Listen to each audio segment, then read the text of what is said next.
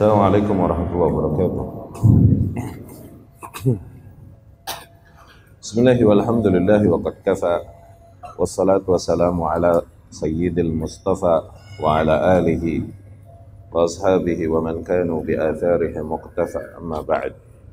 Ikhwati rahimakumullah, melanjutkan pembahasan kita dari Syarhus Sunnah karya Al-Imam Al-Barbahari rahimahullah sampai perkataan Al-Allamah Al-Imam Al-Barbahari wa dzabaihuhum, dan sesembelihan mereka, yakni sesembelihan kaum muslimin.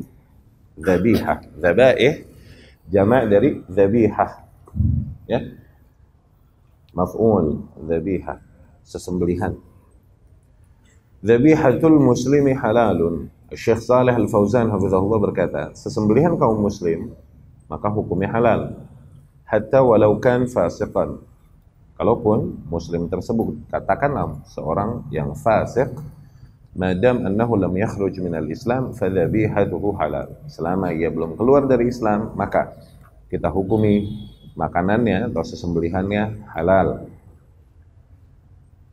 Wal munafiq, bahkan seorang munafik, aidan idza dzabaha dzabihatan na'kuluha bihukmin annahu muslim. Bahkan seorang munafik yang zahirnya menampakkan keislaman, apabila ia menyembelih sesembelihan maka tetap kita makan sesembelihan tersebut, dikarenakan kita menghukuminya dengan zahir bahwasanya dia seorang muslim. Malam yatabayyan lana annahu munafiq, selama enggak ada jelas, enggak ada bukti yang konkret yang jelas bagi kita bahwasanya dia adalah seorang munafik. Ini bicara munafik nifaq ya, i'tiqadi, nifaq kubra, ya, bukan sugra, ya.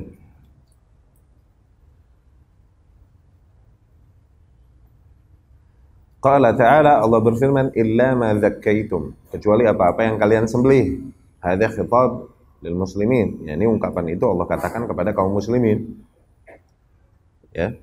Wa abaha lana dzabaih ahlul kitab, bahkan Allah halalkan bagi kita sesembelihan golongan ahlul kitab. Qala ta'ala, Allah berfirman, wa ta'amul ladzina utul kitab hillul lakum, dan makanan orang-orang yang diberikan kepadanya kitab, yakni para ahlul kitab, itu halal bagi kalian, yakni dzabaihuhum. Makna makanan adalah sesembelihannya. Li'annahum yadhbahun 'ala tariqah syar'iyyah bimujab ma 'indahum minal kitab. Dikarenakan bagaimanapun kita menghukumi mereka menyembelih dengan cara yang syar'i menurut apa yang ada pada kitab mereka. Amma dzabaih al-wathaniyyin wal kuffar wad dahriyyin wal murtaddin. Adapun sesembelihan para penyembah berhala, ya. Kemudian orang-orang kafir, juga dahriyin wal murtaddin, atau orang-orang yang murtad, ya, atau orang-orang yang beragama selain agama-agama samawi, ya, selain agama-agama samawi. Fanahnu la na'kuluha, maka kita tidak memakan sesembelihan mereka. Lianna hadza biha kafir wa hiya najisah, karena kan hitungannya adalah sesembelihan kafir. Dan sesembelihan kafir kita hitung najis, lianna dzabihatal kafir mitah, karena kan sesembelihan kafir ini hitungannya bangkai, najisah, yang najis bil kufr, dikarenakan kekufuran orang yang menyembelihnya.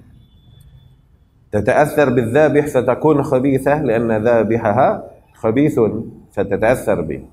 Jadi kalaupun enggak kelihatan sama mata kita, ketahuilah bahwasanya daging itu akan berefek, akan mendapatkan efek dari orang yang menyembelihnya. Kalaupun mungkin nggak kelihatan sama mata kita, akan terjadi efek pada daging tersebut dari orang yang menyembelihnya. Apabila yang menyembelihnya adalah seorang kafir, maka ada efeknya. Kalaupun mungkin kita belum bisa membuktikan secara saintis mungkin. Sebagaimana air di dalam gelas, ketika dibacakan padanya kata-kata yang baik, dan satu air lagi dibacakan padanya kata-kata yang diucapkan padanya kata-kata yang buruk. Masing-masing gelas ditaruh nasi, taruh nasi. Kemudian satu gelas ini ditaruh nasi, dikatakan padanya kata-kata yang indah. Ya kan? Indah, baik, bijak, terpuji. Tuh, dikatakan kata-kata demikian yang konotasinya positif. Adapun gelas yang kedua, kalian caci maki. Oke? Caci maki apa?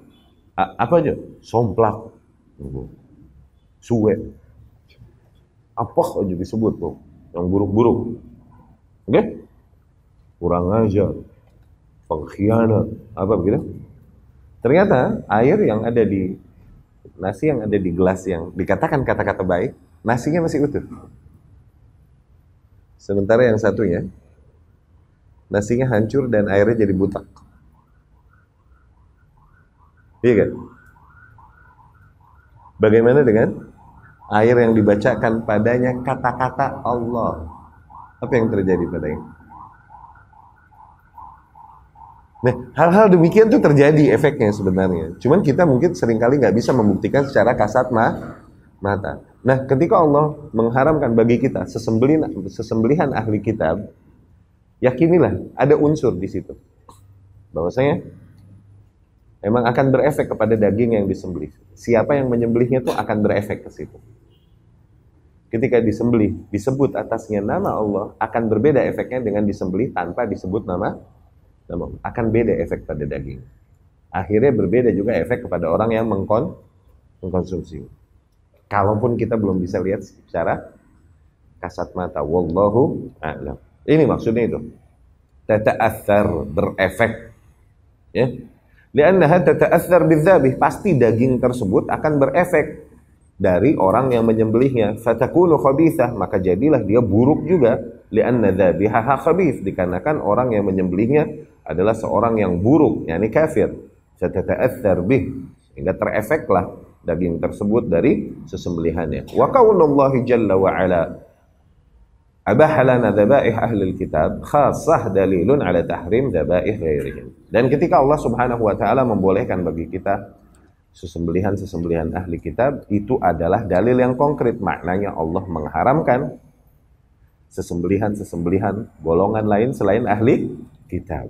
Ya. Allah khususkan bagi kita penyebutan tentang kebolehan sesembelihan ahli kitab. Ya udah, dari situ lazimnya berarti kita dapat menangkap, oh berarti sesembelihan lain selain ahli kitab itu haram. Selain sesembelihan kaum muslimin dan ahli kitab berarti haram.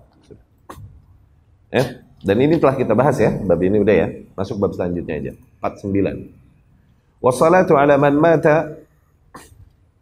Al-Imam rahimahullah berkata, dan mensolati siapapun yang meninggal min ahlil qiblah, dari golongan ahli kiblat, yakni muslim, sunnatun.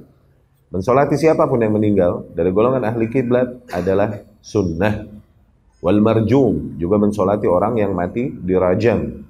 Wazani, mensolati ya seorang pezina. Wazaniyah, zina wanita. Walladhi yaqtul nafsah, mensolati orang yang mati bunuh diri. Wa ghairahu min ahlil qiblah wasakran, dan mensolati ya orang-orang lain dari golongan ahli kiblat atau bahkan mungkin seorang pemabuk, wa ghairuhum, dan yang lain-lain.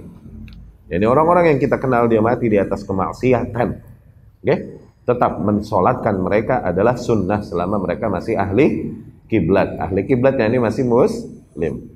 As-salatu alaihim sunnatun. Bagaimanapun mensolati mereka adalah sunnah.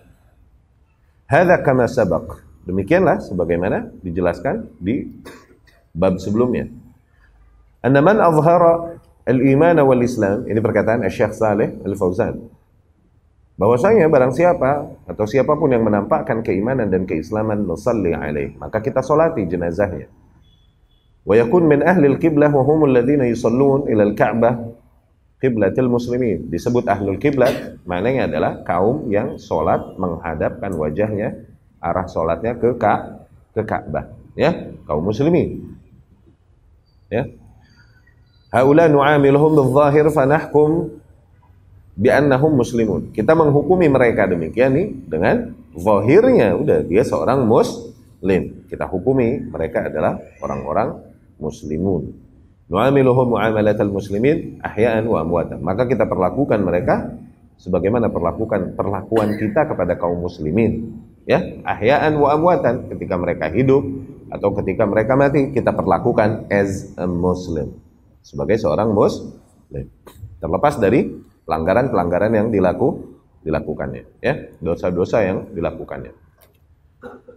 Perkataan al-Imam rahimahullah, wal marjum, dan orang yang mati dirajam, pezina lelaki, pezina wanita, atau orang yang mati membunuh dirinya sendiri, dan lain-lain yang masih dari golongan ahli kiblat.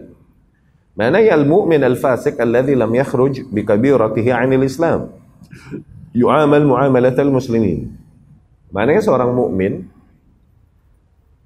kalaupun ia fasik, selama tidaklah dengan dosa-dosanya dia keluar dari Islam, maka tetap kita perlakukan ia sebagaimana perlakuan kita kepada kaum muslimin. Yud'alah, didoakan baginya rahmat ampunan Allah. Kaqatil nafsi, seperti misal orang yang mati bunuh diri, marjum min zina, orang yang dirajam dikarenakan zina. Wa qad shalla Nabi sallallahu alaihi wasallam 'alal marjumin. Demikian Nabi dulu pada masanya sallallahu alaihi wasallam salat atas jenazah orang yang mati dirajam. Shalla ala Ma'iz radhiyallahu anhu wa 'ala al-Ghamidiyah. Nabi mensalati Ma'iz, Nabi mensalati Ghamidiyah. Ghamidiyah ini wanita, ya. Ma'iz ini apa namanya? Ini Ghamidiyah sahabiyah, Ma'iz sahabi, ya. Sahabat-sahabat yang mati dirajam berangkat dari pengakuan mereka dikarenakan mereka telah melakukan apa yang mereka lakukan sehingga hak atas mereka untuk didirikan rajam. Nabi mensolatinya sallallahu alaihi wasallam. Wa qad yamtani, iya memang ada beberapa saat terkadang Nabi enggak mensolati seseorang. Ada. Di dalam sirah itu ada. Nabi menahan diri dari mensolati seorang muslim. Ada. Qad yamtani, terkadang, artinya qad ketemu fi'il mudhari', qad ketemu fi'il mudhari', artinya sometimes, kadang-kadang. Qad yamtani, kadang-kadang Nabi menghindari untuk sholatin gitu, minas salah ala ba'din nas, atas sebagian manusia. Seperti misal orang yang mati bunuh diri, misal qatil nafsi wal ghal fi sabilillah, orang yang keterlaluan, ya, atau mencuri dari harta ghulul, ya, di dalam jihad, yakni ngutil harta yang harusnya disetorkan ketika jihad, ini dikutil, ghal, ghulul, ya. Mimbab at-ta'dib linnas, tapi Nabi SAW menghindari dan tidak mau mensolati mereka, itu tujuannya adalah ta'dib, memberikan pengajaran bagi manusia, bukan mengharamkan sholat atas mereka. Awas, buktinya apa? Nabi tetap memerintahkan kaum muslimin untuk mensolatinya, tapi Nabi SAW nggak mau sholatin. Ini bentuk ta'dib atau tazjir atau tahdzir kepada yang masih hidup dari kekeliruan yang serupa, gitu maksudnya. Buktinya Nabi SAW tetap membiarkan atau bahkan memerintahkan para sahabat untuk mensolati mereka, ya, jangan sampai nggak disolatin. Nah, adapun kasus-kasus yang di situ kita melihat Nabi SAW nggak mau solatin, tidak kita hukumi bahwasanya berarti nggak boleh mensolati jenazah yang demikian. Enggak, tetap hukumnya fardu kifayah, harus ada yang solatin, ya, selama dia masih muslim. Nabi nggak melarang para sahabat untuk mensolati. Ini sebagai bentuk peringatan Nabi aja terhadap error serupa bagi orang-orang yang masih hidup, ya.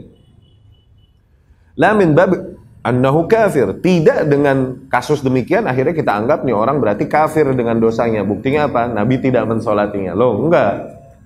Tidak demikian kita menghukuminya, ya. Menerima riwayat-riwayat yang ada demikian, enggak demikian. Lihada adzina lissahabah yusallu alaihi, maka dari situ jelas Nabi mengizinkan para sahabat untuk mensolati jenazah mereka. Lam yamna'uhum minas salah alaihi, Nabi tidak melarang mereka untuk mensolati jenazahnya. Li'annahu muslim, karena bagaimanapun orang yang mati dengan kekeliruan besar tersebut, katakan dosa besar tersebut, tetap hitungannya seorang muslim. Qauluhu, perkataan al-Imam rahimahullah, wasakran, orang yang mati mabok. No, tukang mabok, sakran, ya, mabok.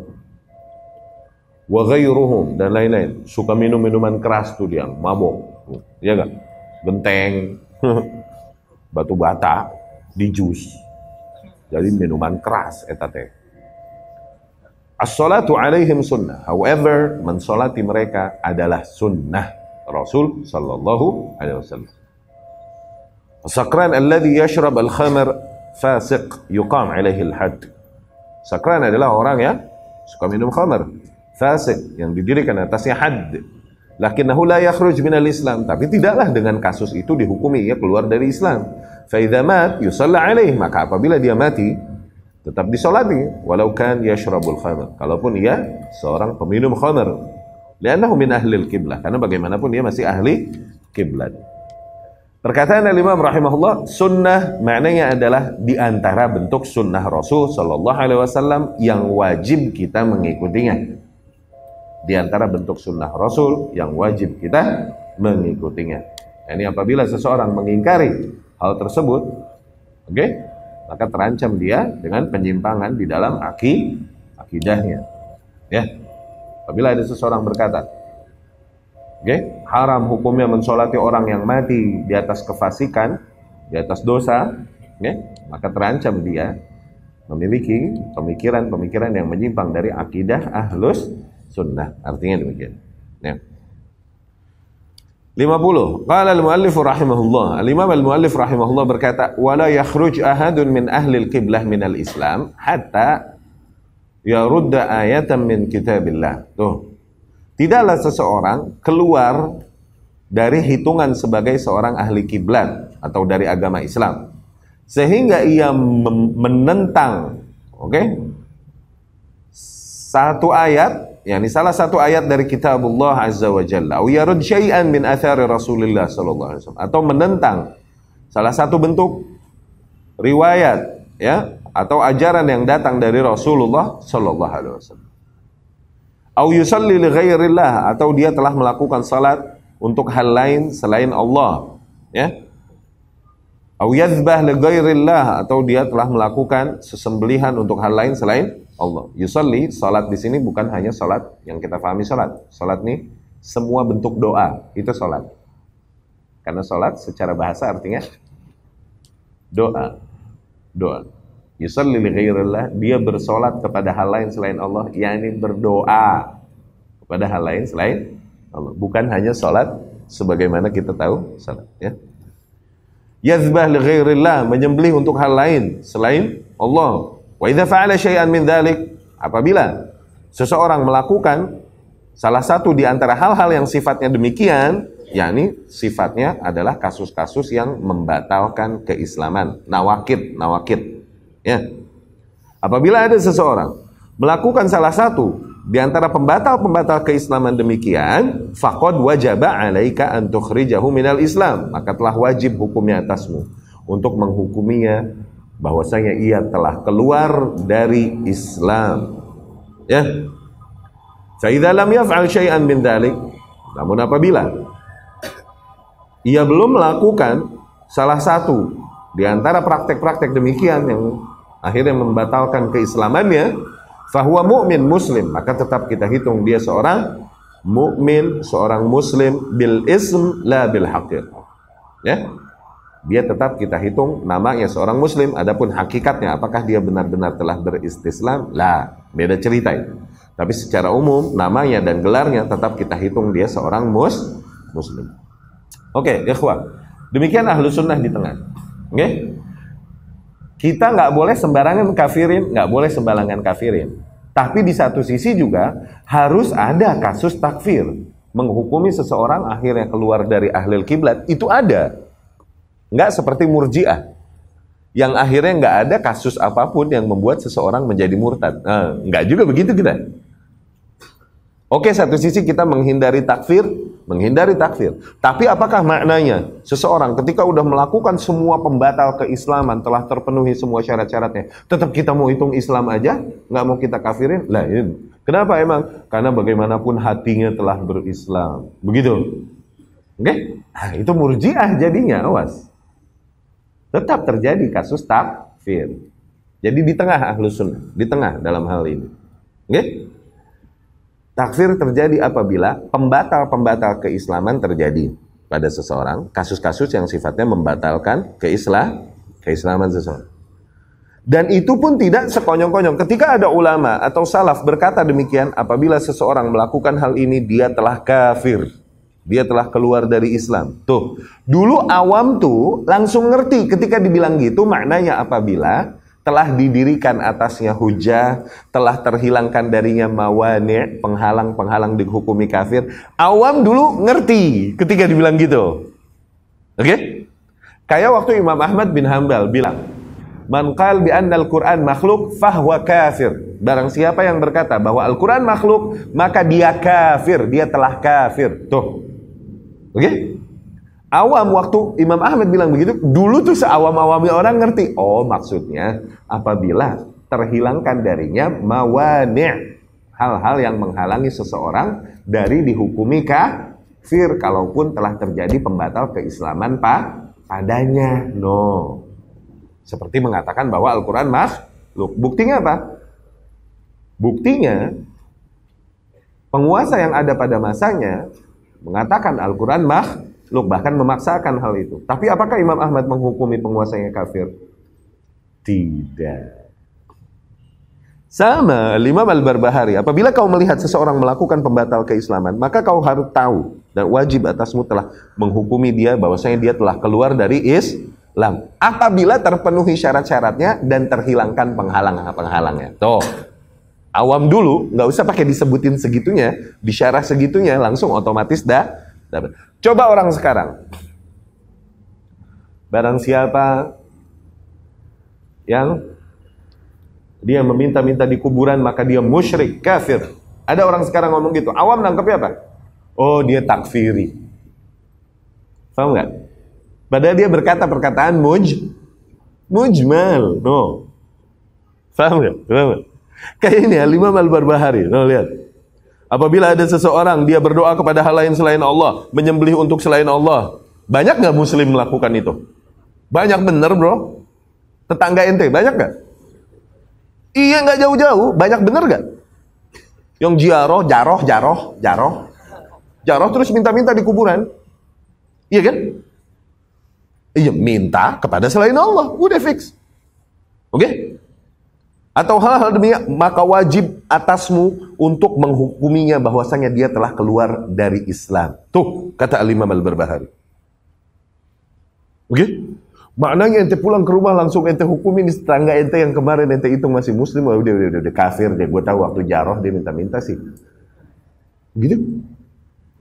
Imam Barbahari nggak memaksudkan itu. Kalaupun tidak disebutkan olehnya dan oleh para salaf di dalam hal demikian, orang tuh otomatis langsung mengetahui apabila terpenuhi syarat-syaratnya dan terhilangkan penghalangnya. Semua hukum itu dijatuhkan apabila terpenuhi syarat-syaratnya, okay?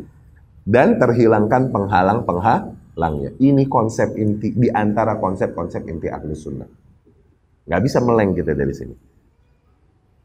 Paham ya? Sama seperti Allah berkata, pencuri lelaki, pencuri wanita, potonglah tangan mereka. Apakah maknanya mentah-mentah dapat maling sendal jepit di masjid ente iris tangannya rame-rame? Nggak begitu kan? Ketika Allah berkata, pencuri lelaki, pencuri wanita, potong tangan mereka. Langsung di benak kita, apabila terpenuhi syarat-syaratnya, terhilangkan penghalang-penghalangnya. Tuh, langsung, itu langsung. Jadi jangan baper ketika kita menyampaikan hukum yang kenceng tuh. Terus dibilang, oh takfiri dia nih, bakatnya takfiri. Lo aja norak. Ilmu lo nggak nyampe itu mah. Paham? Kayak imam nih, rahimahullah, mengatakan kata-kata yang mujmal. Apabila dia melakukan ini, maka wajib atasmu menghukuminya bahwa dia telah keluar dari Islam. Kalau ada orang kontemporer bikin buku dengan pernyataan demikian, bangsa dituduh takfiri gak? Dituduh takfiri. Kenapa? Karena yang bacanya alay. Dulu orang awamnya juga tahu ketika ada hukum demikian, maknanya adalah, kalaupun nggak disebutkan oleh si penulis, nggak disebutkan dengan detail oleh si orang yang mengatakan, maknanya adalah hukum demikian Idza staufat syurutuhu wantafat mawani'uhu. Tuh selalu dua poin itu. Apabila syarat-syaratnya telah terpenuhi, terhilangkan penghalang. Terjadi sebab. Di antara sebab-sebab dihukuminya seseorang keluar dari Islam. Setelah terjadi sebab, apakah langsung dihukumi seseorang dikeluar dari Islam? Ntar dulu. Setelah sebab ini baru kita hitung. Apakah syarat-syarat pengkafiran terpenuhi padanya? Apakah terhilangkan penghalang-penghalang pengkafiran darinya? Tuh. Ya. Dapat. Jadi kalau baca. Makanya beberapa tariris yang suka main bom, teroris nih, kadang mereka berhujah untuk kebatilan mereka, okay? Dengan syubhat-syubhat yang mereka comot-comot dari perkataan para ulama yang sifatnya mujmal begini. Mereka berhujah dengan buku-buku Muhammad bin Abdul Wahhab. Ada banyak perkataan demikian. Mereka berhujah dengan buku-buku Syekhul Islam Ibnu Taimiyah. Tuh.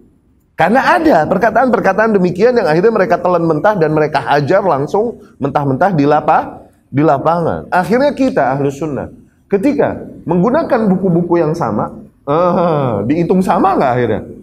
Ngajinya buku itu juga bang, saya bawa petasan nih, gitu kan? Bawa mercon nih di gamisnya nih. Dikata begitu nggak? Juga. Baik-baik lu ngajinya jenggot no, periksa di tasnya ada jangwe lagi. Serem nggak? Karena nggak bisanya orang memahami perkataan-perkataan global, mujmal demikian. Jadi kita penuntut ilmu, langsung ketika seseorang dia akidahnya akidah Ahlus Sunnah, orang dikenal dia biasa menegaskan sunnah, mengingkari yang bid'ah. Dia mengatakan perkataan-perkataan mujmal. Nah ini adab inti, di antara inti-inti adab.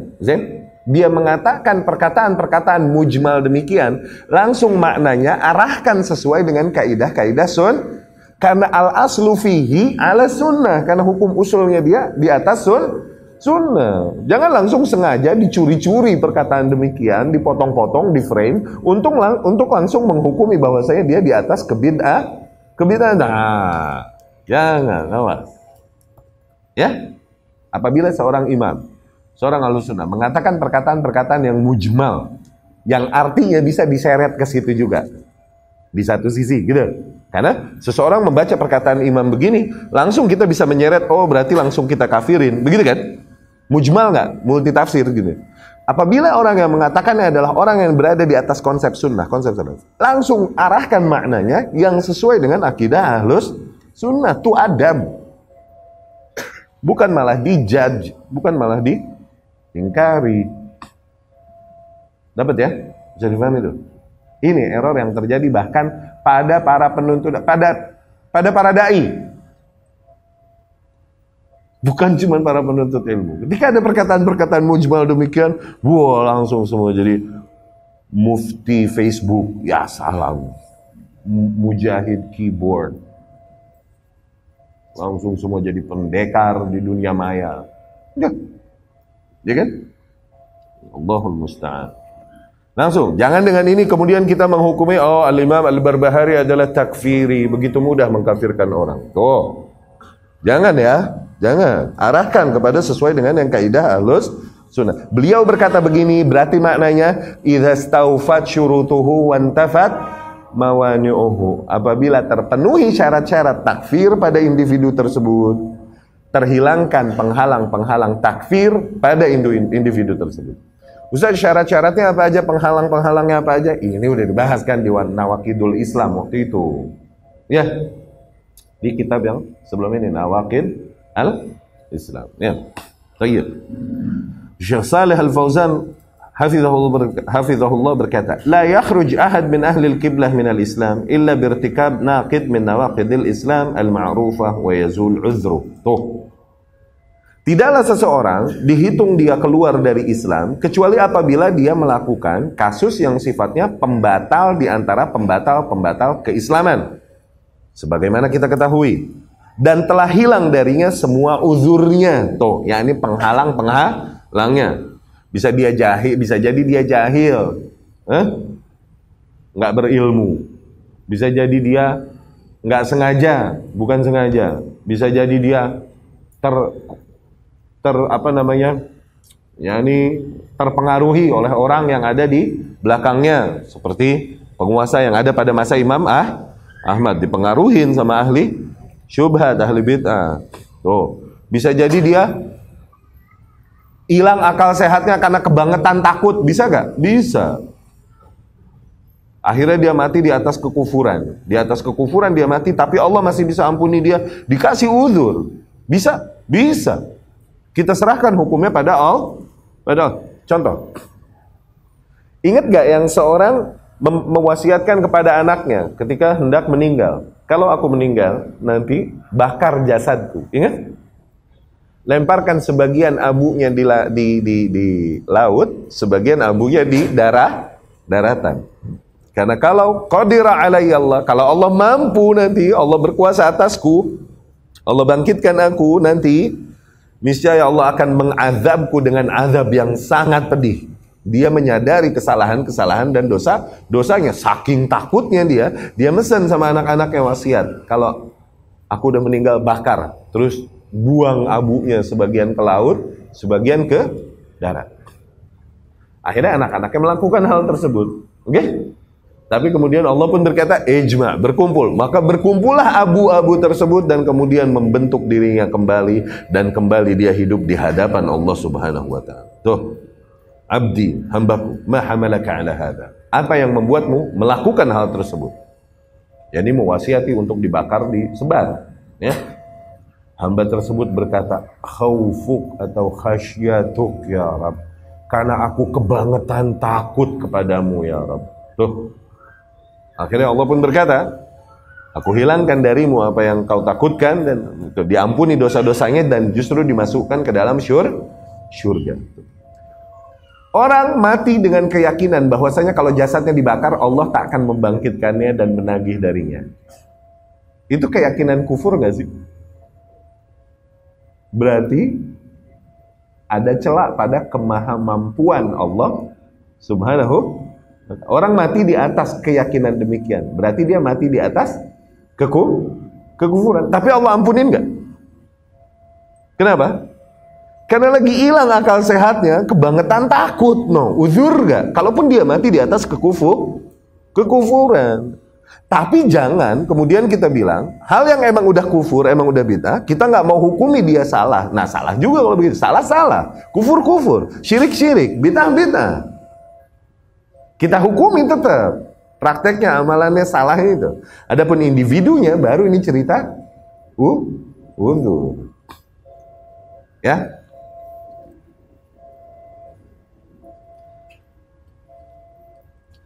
Jadi sekali lagi Ahlus Sunnah di tengah. Oke, satu sisi kita tidak bermudah-mudahan dalam masalah takfir, tapi bukan maknanya tidak ada kasus yang membuat seseorang keluar dari keislaman. Enggak begitu. Ada kasus yang membuat terbatalkan agama ada. Bagaimana? Kalaupun kutub satunya kita tidak bermudah-mudahan sebagaimana Khawarij, dan tidak juga kita berlebihan dalam memberikan uzur, akhirnya seperti Murji. Awas tuh. Hulu di dalam uzur ini menyeret seseorang ke irja. Hulu di antara sebab-sebab seseorang terseret ke pemikiran irja, hulu di uzur. Awas. Nyeret seseorang ke irja. Tergesa-gesa menghukumi, oke, nyeret seseorang ke khuruj, ke kutub satunya, ke tergesa-gesa dalam menghukumi. Ya? Enggak, awas tuh, baik-baik. Uzur squad sama tabayun squad tuh, baik-baik tuh. Ya, udah jelas semua penyimpangan dan kebid'ahan, dan kemudian penyimpangannya dari jalan Ahlus Sunnah. Masih nggak mau menghukumi dia adalah seorang ahli bid'ah dan disikapi sebagai ahli bid'ah. Oh enggak, uzur. Loh, kita bukan lagi kafirin, lagi menghukumi dia di atas kebid'ahan. Gitu loh.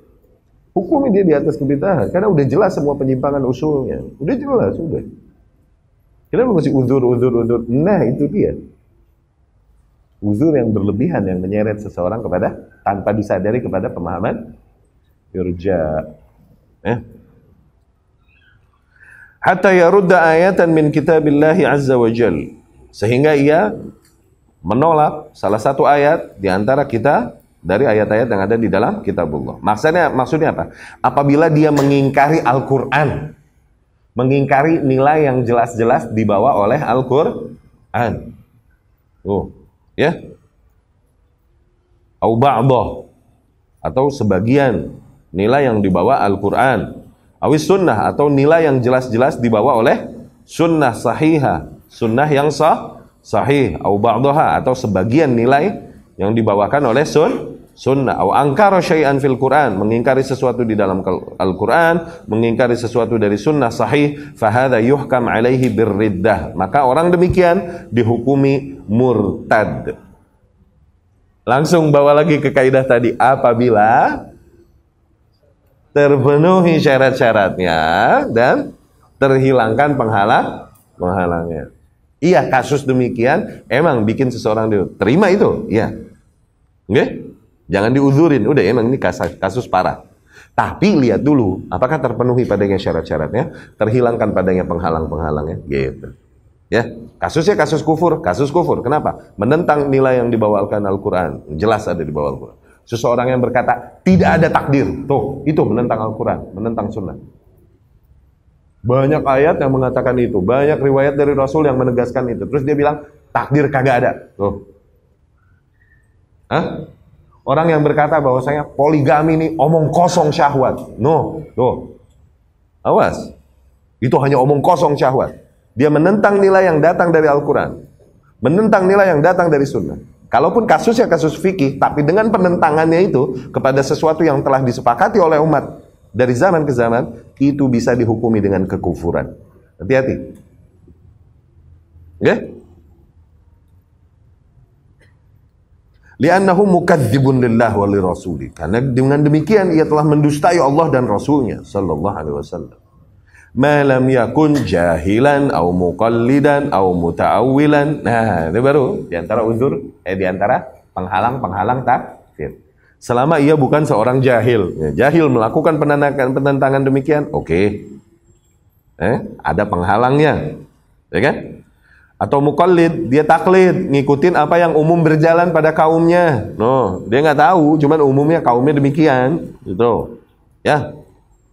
Au muta'awil, atau dia ta'wil, yakni mentakwil, memahaminya keliru, mengarahkannya ke arah yang keliru, ya. Fahadha yubayyan lahu, orang yang demikian tidak langsung dikafirin artinya, tapi didirikan dulu hujah atasnya, Fa idza buyyina lahu wa asarra, apabila telah dijelaskan baginya tapi dia tetap berkeras, fa innahu yuhkam alaihi birriddah, maka dihukumi atasnya dengan kemurtadan. Tuh. Tapi ini serahkan kepada para ulama yang punya kuasa dari para penguasa. Kenapa? Ini panjang urusannya. Enggak setiap individu, bahkan enggak setiap ahli ilmu boleh masuk ke ranah demikian. Karena perlu ada kuasa. Enggak semua orang yang punya kemampuan, dia punya yurisdiksi di dalam menghukumi seseorang telah keluar dari Islam. Kalaupun dia punya ilmu, awas. Karena kalau udah dihukumi keluar dari Islam, berarti mesti ada force, mesti ada kekuatan yang bisa memisahkan antara dia dengan istrinya. Nah, dia dengan anak-anaknya. Dia ditangkap, ditahan, didirikan atasnya hujah, diancamkan atasnya pedang. Tuh, mesti ada force ini kan? Ya kan? Enggak semua ahli ilmu boleh masuk ke ranah tersebut. Apalagi awam, ya. Au yarudda syai'an min athari Rasulullah sallallahu alaihi wasallam, atau menentang sesuatu yang jelas datang dari riwayat yang datang dari Rasul sallallahu alaihi wasallam, ai fa innahu yakfur. Maknanya orang yang demikian yakfur, telah kufur atau telah terjerumus ke dalam kekufuran. Hadhihi qa'idah 'azimah. Ini adalah kaidah besar inda ahli sunnah wal jamaah, yang diyakini ahli sunnah wal jamaah. Yukhalifun biha fi'ataini, yang dengan ini kita bertentangan, dengan dua kelompok biasa, dua kutub sesatan. Al-fi'atul ula, kelompok yang pertama khawarij wal ghulah, yang ghulu, Alladzina yukaffirun bil kabair, yaitu kelompok yang senantiasa mengkafirkan manusia hanya dengan dosa-dosa besar yang mereka lakukan, allati duna syirk, kalaupun dosa tersebut padahal tidak sampai level kesyirikan yang membatalkan agama. Ya. Kutub satunya, al-fi'ah tsaniyah, fi'ah al-murji'ah, ini kelompok murji'ah, alladzina yaqulun, yang dimana mereka berkata, la yadurru ma'al iman ma'siyah, tidaklah berefek seiring dengan keimanan maksiat apapun. Madam al-insan mu'minan biqalbih, selama hatinya kan beriman. Tuh. Fa innahu la yadurruhu syai'un minal ma'asi, maka maksiat-maksiat apapun tidaklah berefek baginya. Walau tarakal a'mal kullaha, kalaupun ia meninggalkan semua bentuk amalan. Walam ya'mal syai'an, kalaupun ia belum melakukan amalan soleh apapun. Fa innahu mu'min, maka tetap kita hukumi dia orang yang beriman, kamilul iman, dengan keimanan yang sempurna. Nah, ini kutub kesesatan satunya, Murji'ah. Oke? Yang diantara ide mereka adalah di mana mereka menghukumi kekufuran hanya dengan pengingkaran hati. Salah. Oke? Kekufuran bisa terjadi sebagaimana iman adalah perkataan, keyakinan hati, dan amalan fisik kan. Iman kan itu ahlus sunnah. Maka kekufuran bisa terjadi dengan perkataan, bisa terjadi dengan amalan fisik, bisa terjadi dengan keyakinan hati. Nah, di antara syubhat-syubhat murji'ah adalah ketika jelas kekufuran yang dikatakan lidah seseorang dan lain-lain, masih dia mengelak dan berkata bahwasanya itu tidak berangkat dari dalam hatinya, hatinya masih beriman. Salah. Kalau kata-katanya kata-kata kufur, hukumi kufur, dirikan atasnya hujah. Jangan kasih uzur sebelah situnya hanya karena kita mentazkiyah isi hatinya, dia tidak berangkat dari hatinya. La. Ketika lidahnya mengatakan kekufuran, terjadi padanya kekufuran, dirikan atasnya hujah. Ya? Tapi kita cukupkan sekian. Ikhwan, afwan, habis Isya ada rapat dengan Yayasan Al-Aslain. Kami harap untuk Civitas MCLC sama yayasan yang hadir, kalau mau agar ikut hadir untuk mendengarkan keterangan yang akan disampaikan tim MCLC. Jadi nggak ada kajian habis sholat Isya, karena mohon maaf. Ya, kita cukupkan kajian sampai sini. Aku qouli hadza wa astaghfirullah li wa lakum. Subhanakallahumma wa bihamdika asyhadu an la ilaha illa anta astaghfiruka wa atubu ilaik. Assalamualaikum warahmatullahi wabarakatuh.